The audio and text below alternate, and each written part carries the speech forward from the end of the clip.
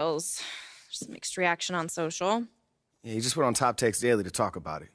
I mean, I got it all queued up if you want to check it out. All right, let's do it. So basically what I'm hearing right now is that Athellah Akpin is considering offering MP in 3 first-round picks in exchange for Shep Owens. But, I mean, the organization is obviously, this like internal debate about whether the price is actually too high, but this is what it's looking like to actually get the deal done. Thank you. It's about time. Bring Shep home. You're wrong, Perk. They'd be giving up a huge haul for a player they could have drafted just a few months ago. If I'm team president Phil Boyer, I don't see how I can sign off on this. Are those picks all unprotected?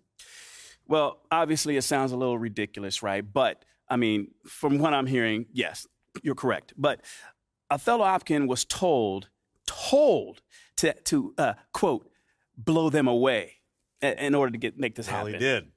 I'm sorry, but that's way too much. Am I the only one who thinks this is ridiculous? Unfortunately, yes. And I'll tell you another thing. If Phil Boyer had let his GM do his job and draft the guy that he wanted in the draft in the first place, he wouldn't even be in this mess. Mistakes were made. Now clean them up. How did they make a mistake? MP looks every bit the prospect Shep does right now. I don't see how you can justify this deal without admitting that your organization is actually just in complete disarray. This is a mess, all right, but it has nothing to do with MP. Okay, I'm confused. Because what is this part about Phil overruling Athellah? Well, apparently Shep was Othella's guy before. Okay, that makes a lot of sense, actually. Because it always seems so personal to him. Like well beyond some sort of clash with Freddie. Well, it's both. Look, I did some digging, and Phil hiring Freddie just kind of pushed him over the edge. Like, he wasn't your biggest fan, but once Freddie was hired, he was convinced that you were part of some plot to overthrow him. Bro, this is insane, man. Nah, it's kind of just Othello. So what do we do now? Do we have to do anything? I mean, that trade is literally crazy. Phil would never sign off on that. I mean, would he? I don't know. Seriously? Look, it's hard to get a read, man. I mean, Boyer keeps his cards close to the vest. So now it's hard for you to get a read. Look, I know that this is stressful, MP, but we've got a plan. All right, this isn't unexpected. All right, then what is it? Athellah has been using Nate to leak his agenda to the press. Right. So it's time we do the same thing. And you've already done all the heavy lifting. Yeah. I mean, all the fans are on your side. Mm-hmm. The narrative of Athellah having outdated methods has already been established. I mean, right. All we really have to do is tell your side of the story in full. It's time to chop his head off. Wow, you just can't help yourself with that. Well, how am I the only one that's excited? Our plan is working beautifully. I mean, we have Athellah right where we want him. Okay, I will set up a conference call with Nate. This is our ace in the hole. We'll tell him everything that's been going on behind the scenes. Mm-hmm. Nate will publish those facts. National will pick up on that story, and we'll be golden. And we use Nate because he's been the most critical of me up until this point. Absolutely. Okay. We're at Tribal Council, and Athellah is about to be voted off the island. No. I'll let you know when the conference call is set up. Can you pay attention to your phone, please? I'm looking forward to it.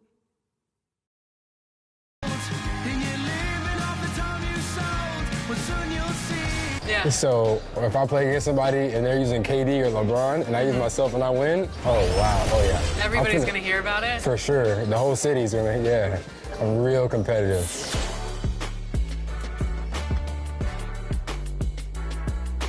Welcome to Ephemeral. Come on in. Okay, I'm excited.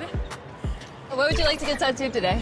I would love to get a logo from our show, 2KTV. Is that possible? Yeah, awesome.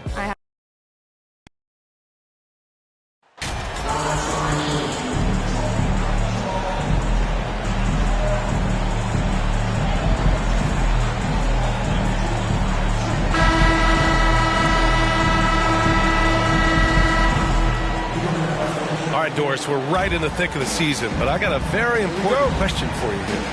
What do you think of all these alternate uniforms around the league? Okay, I absolutely love what the NBA has done with this. You know I am a huge fan of the throwbacks, but there's always one team I'm highly anticipating, and that's the Miami Heat. Are they coming out with the Miami Vice jersey, and how does it look? And a look at the starters for the Bulls. Nikola Vucevic is out there with DeMar DeRozan. Then it's MP. Then there's Zach LaVine. And it's Ball in at the point guard position. Well, it was announced MP once again winning Player of the Week. Another feather in his cap in what has been a strong season. And it shows how dominant MP can be for stretches. There was nobody in the league that could slow him down that last week. Well, because he's such a good scorer, passing windows open up for Zach LaVine.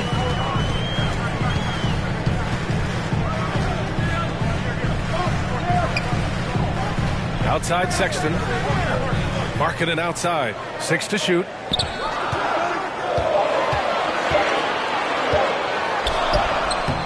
Not going to go that time. And the Bulls going the other way now. They come into this one having outplayed the Thunder in their last game. And we all know that on the road, you don't usually look so comfortable on the offensive end. But that was the story of the game. It came down to execution. No wasted possessions, and that is absolutely essential trying to win on the road. And that streaking rack attack is the Mobile One drive. And I love the way he played downhill on that drive. Love the attack mentality in a close game. Here's Markkanen after the basket by Chicago. Covered by Vucevic. The 3 from Sexton. It's tipped. And blocks like this fire Ball's team up. They love watching him show some force on defense. It's great to see a fantastic block on replay once again. I mean, letting them know up front that he's on the hunt tonight and eager to knock away shots. I love it. The Bulls have gone 3 of 3 so far from the floor. Boy, the offense has been on point. They have great timing and great communication. So hard to get stops against them. I mean, I think that was their first miss of the game. They've been just rolling. Now here's Markkanen. His last outing, he had 24 points. Here's Clarkson. It doesn't go for him. LaVine with some nice D. Just one made field goal in 5 tries. Not a good start. I mean, Jordan Clarkson is huge in the Philippines. His family with roots there, traveling out to Manila with NBA Cares, drawing huge crowds. Sexton passes to Clarkson. Covered by Vucevic. Markkanen outside.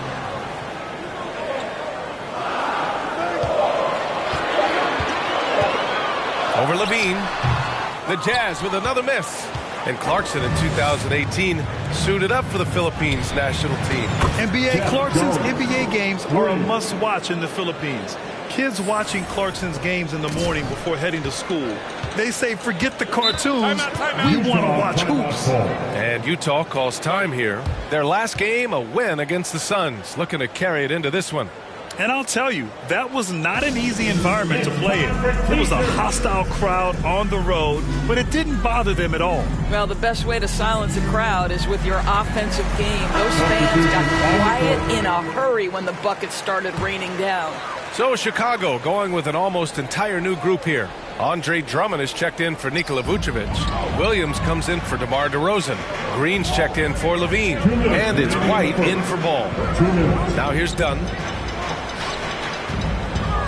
Here's Horton Tucker. And it falls all over the rim and in. Gotta fight harder to get over those screens. You know, we see this all the time. You're basically, as a defender, hoping the man misses rather than putting in the work to get over screens.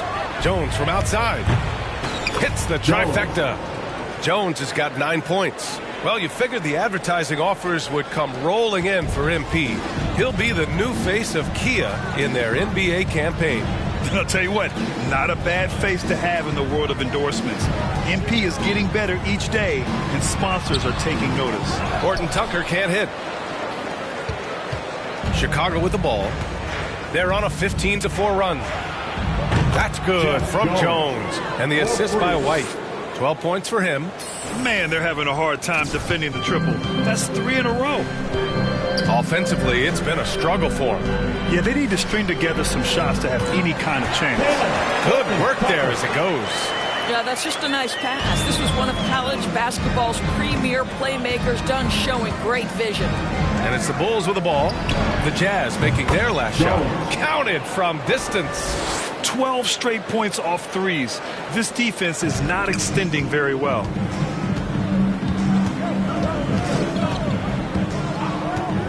Pass to Abaji.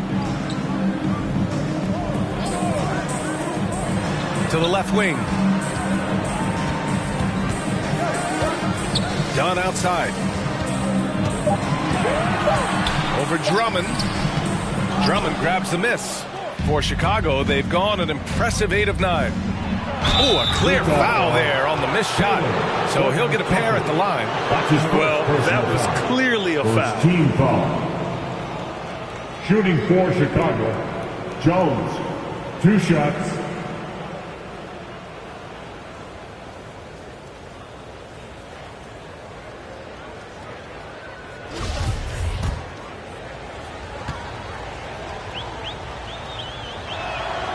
That's good from Jones.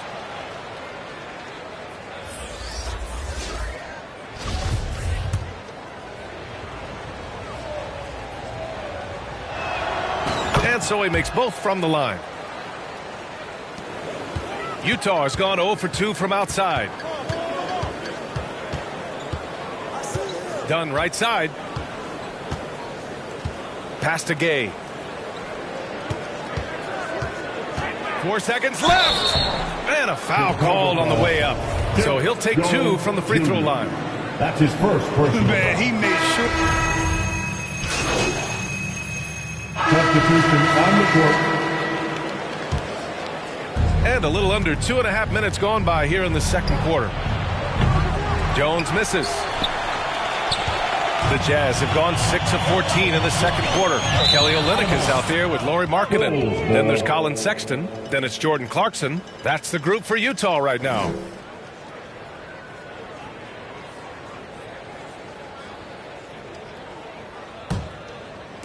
And here are the Bulls now. They lead by the biggest margin of the game, 15 points. Pure from three-point range. 3 points. Jones has got 20 points. A mistake by the defense. You can't let Ball's teammates get open because he will find them. Markkanen outside. Back to Sexton. Markkanen against Levine. Knocked away. And it's out of bounds. Still Utah's ball.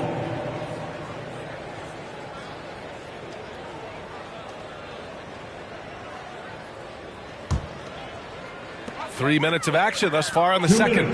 Both teams are always hunting mismatches. Grant, I'll put it to you here. You prefer a speed advantage or a size advantage over your defender? Well, BA, it's all about the mismatches. And going back to when I was young and actually had some speed, it was great to be able to have both, depending upon who you went against. If a smaller player guarded you, use your size to shoot right over them.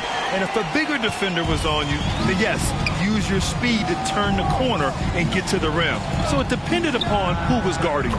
Ooh, took him no time at all to get that one. Give him 23. All 5 of the last buckets they've given up have been from downtown. Markkanen outside. Jones against Clarkson. Chicago foul. Jones. That's his first personal foul. First team foul. Here's Markkanen. Right now he's contributing about 15.5 points a game. Not his best night and not the team's best night. Sometimes it just goes that way. They really have a commanding lead, not just in points, but in rebounds as well. There's a chemistry that Vucevic has with his guys, the alley and the oop. Pass to Clarkson. Markkanen against Levine. Back to Clarkson. And he banks in the layup. Clarkson's got 9 points. Well, it looks like he has put that rough first quarter in the rear view. He's starting to cook here in the second. Now Jones. He's covered by Clarkson. Three-pointer. That's good from Jones. And the assist by Vucevic. Jones has got 26 points. Utah shooting just 38%. Their offense not where they want to be. Clarkson outside. Back to Sexton.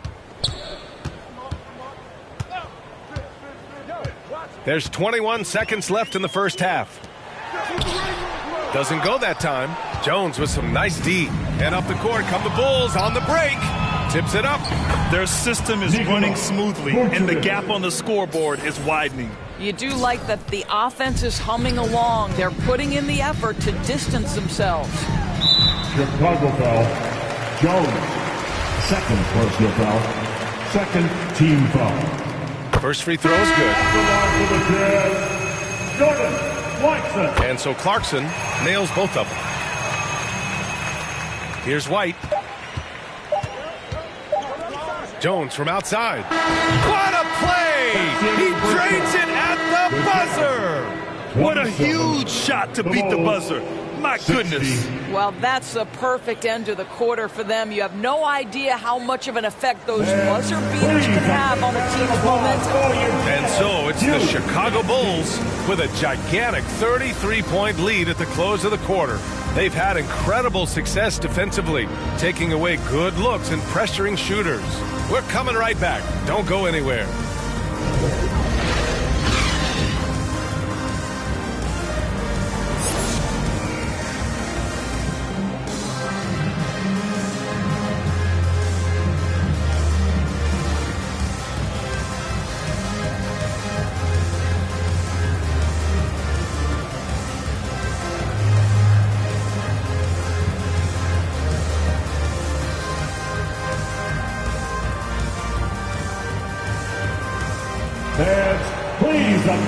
And with the second half upon us, we'll find out if this game becomes the rout that it's threatening to be. And so here is Chicago. It'll be the fourth of 6 games for them away from home. Second half underway. Here's who Billy Donovan's got on the floor. Zach LaVine out there with DeMar DeRozan. Then there's Nikola Vucevic. Then it's Lonzo Ball. And it's Jones in at the shooting guard. Clarkson passes to Sexton. LaVine against Markkanen. Clarkson for 3. Chicago grabs the miss. And they're up considerably because of their efforts on the glass. Here's DeRozan. It's good. And the assist that time from Ball. Ball's got 6 assists here tonight. Outstanding dribble drive. And that replay was brought to you by Mobile One. You know, B.A., even with the game well in control, he's going right at the rim. I love it. Clarkson finds Sexton. Three-pointer. The offensive rebound. And the basket is good. He got it to go, and he took the bump. So a free throw coming up. An opportunity at a three-point play. Dunn, he's checked in for Utah.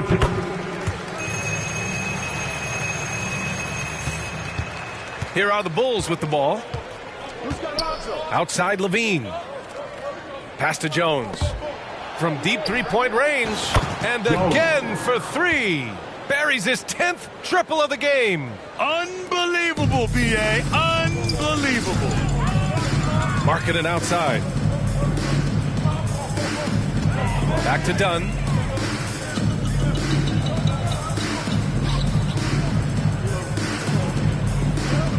Covered by Vucevic.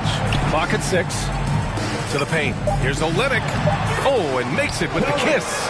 You know, I like the fact that Olynyk didn't shy away from mixing it up. Remarkable at scoring despite getting hit. Outside LaVine. Outside Jones. Connects again from distance. Man, he's really launching him from outside the arc. Man, so locked in. Feeling confident in his three-point shot tonight. Pass to Markkanen. Back to Dunn.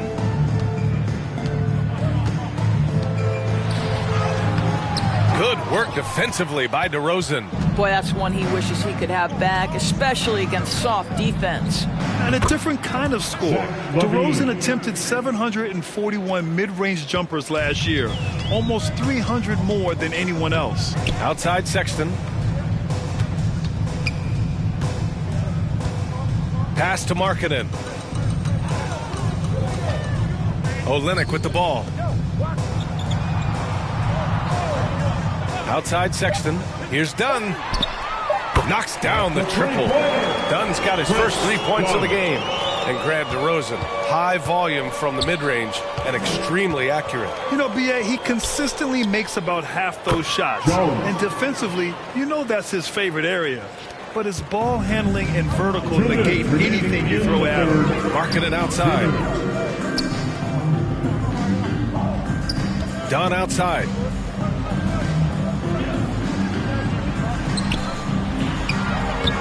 And the layup is good off the glass. Dunn's got 5 points now this quarter.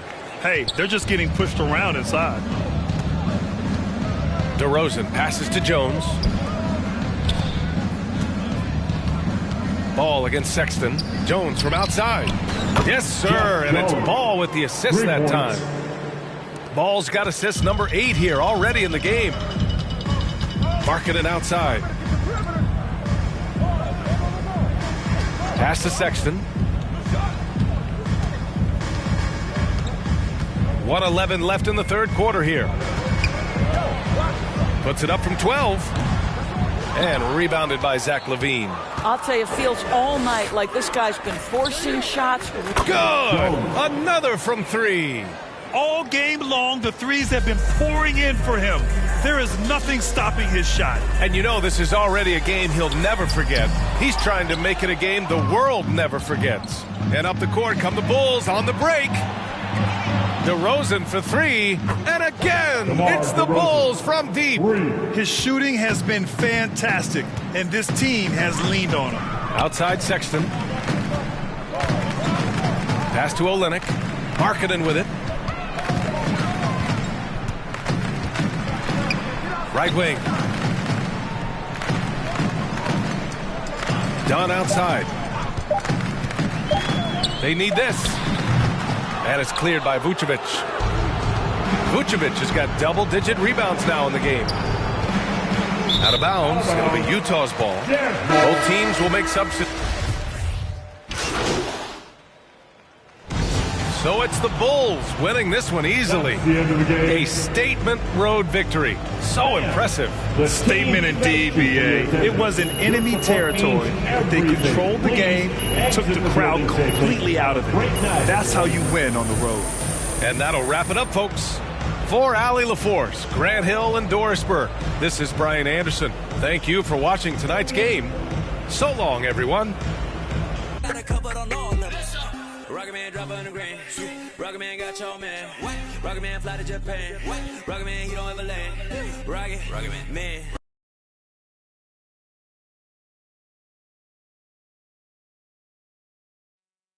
So, how you feeling, big guy? You nervous?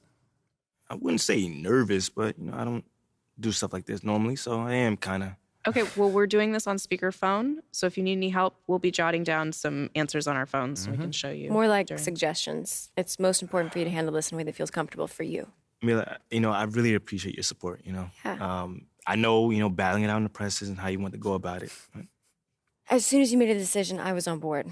I trust you. Hey, I really hate to interrupt I'm here this for you tender, always. touching moment, but Nate is waiting on line 1 right now. How long has he been on hold? 20 minutes. What? But I just wanted to make him squirm a little bit. Look, we're giving him a huge scoop. He can wait all day long if he has. You guys are so devious. You know that? It comes with the package. But look, focus up, man. You ready to do this? Yeah. Let's do it. All right. Hey, Nate, I'm here with MP. Great. For a minute, I thought you forgot about me, but MP, how you doing, man? I'm great, man. I'm looking forward to setting the record straight. Anonymously. Yes, of course. And as far as readers are concerned, this is coming from a source familiar with the organization's thinking. Is that what we're talking about? Perfect. Okay, good. Okay, let's see. MP, so why don't you start with telling me about Othello's relationship with Freddie Novak?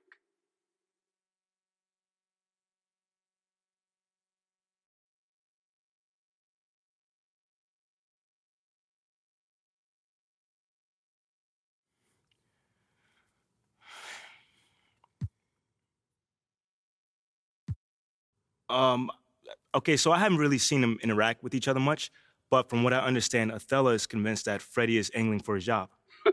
Wait. So it's not just about the PR initiatives? Nah, man, I'm told it goes way beyond that, Again, you'd have to double check all this, but apparently Othello is paranoid about Freddie's relationship with Phil Boyer. And ever since Freddie was hired to help smooth things over between me and the fans, Othello has been telling people that he thinks he's on his way out. This is good stuff. I mean, is there any truth to it, though? Not as far as I know, but Freddie probably wouldn't mention it to me. But I don't get the sense that he's trying to do something like that. You know, he's a real down-to-earth guy. He knows where his strengths lie and tries to empower those around him. He's just not that kind of person that would try to get a GM fired. You know what I'm saying? Let me ask you this. So has the paranoia showed up in other aspects of Othella's work that you're aware of?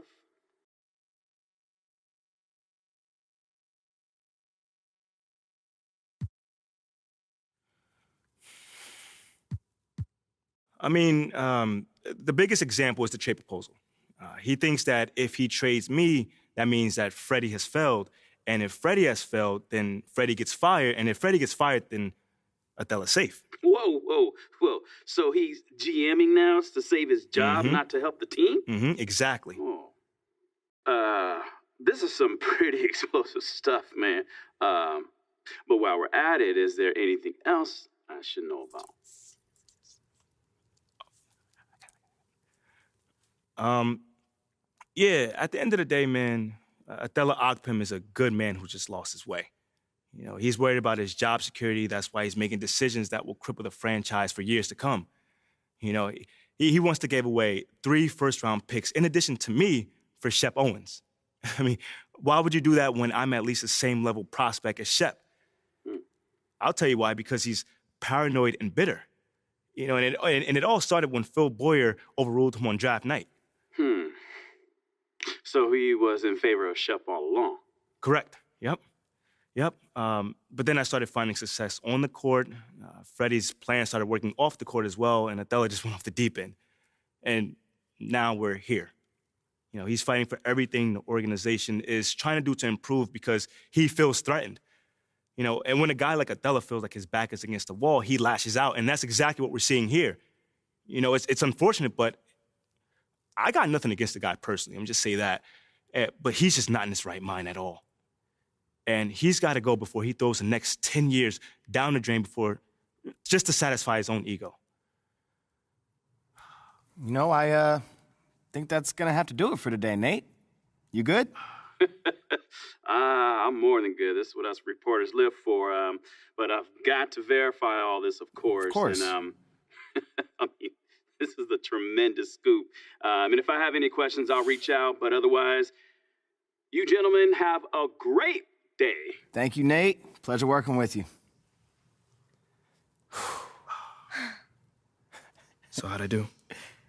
How'd you do? Yeah. You crushed that. Don't lie to me, bro. I was so nervous, man. That was great. Mila, Ash, give me something. Not bad at all. I have no complaints. See?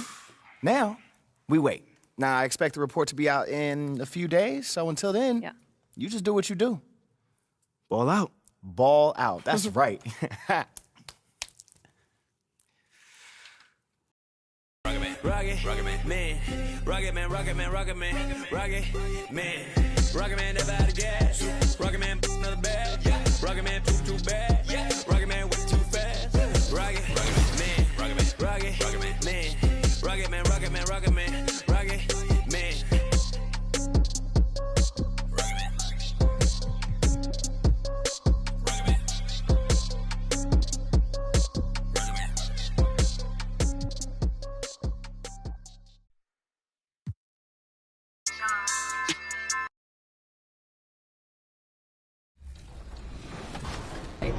Did you say 2 to 3 years? Yeah.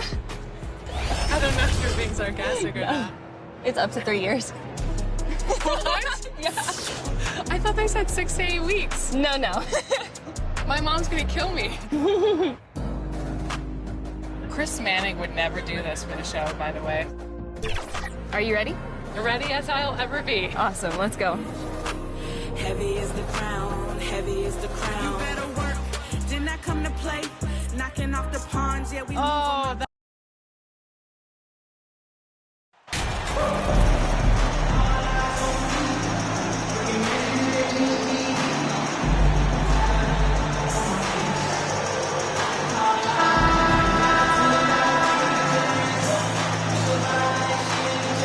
Steve is we know, this should be a battle of the backcourts. And you know something about that. Who did you, when you played, love to face and play against? Well, two of the guys that come to mind right offhand as far as backcourt players was Michael Jordan and Penny Hardaway. Love facing those guys. And then at the end of my career, I love watching Allen Iverson.